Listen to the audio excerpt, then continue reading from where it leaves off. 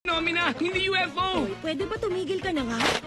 Opisyal na tinanggap ng Amerika na may UAPs nga talaga. Kaya ang Air Force nila naging Space Force na. Gumawa na rin ng Aerospace Defense Force ng Japan.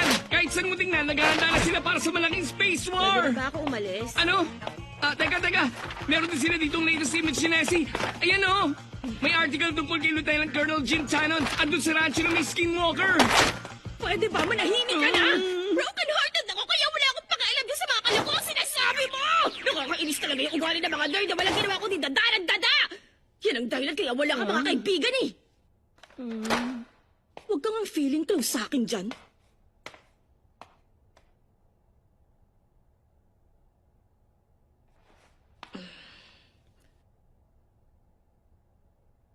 Sorry sumobra ako doon.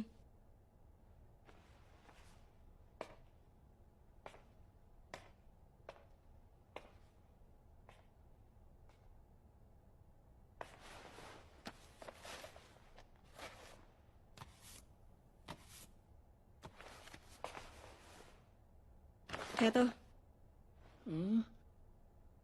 Hindi ako naniniwala sa aliens pero naniniwala naman ako sa mga multo. Ano ba? Hindi naman totoo mga multo. Ikaw! Sakit ko na nga yung weird ng trip mo tapos ang lakas pa na loob ang barahin ako! Pwede mo huwag mga malitin ang occult? Para lang sa kaalaman mo, espiritista lang naman ko ang lola ko, no? Ano? Nakakita ka na ba ng totoong exorcism? Grabe, ang tindi talaga! Yung mga sinasapian, parang kinukonversyon! Pwede ka rin naman kumbulsyonin kapag may sakit ka. Hindi ang katibayan na totoong may mga multo nga talaga.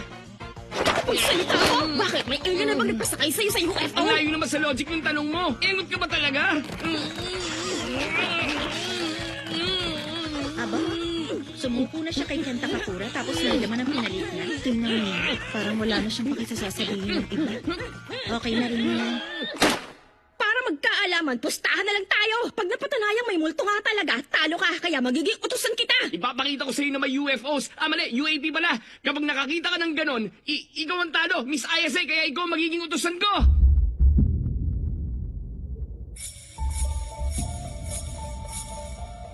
Ano bang klaseng lugar to? Nakakatakot naman dito.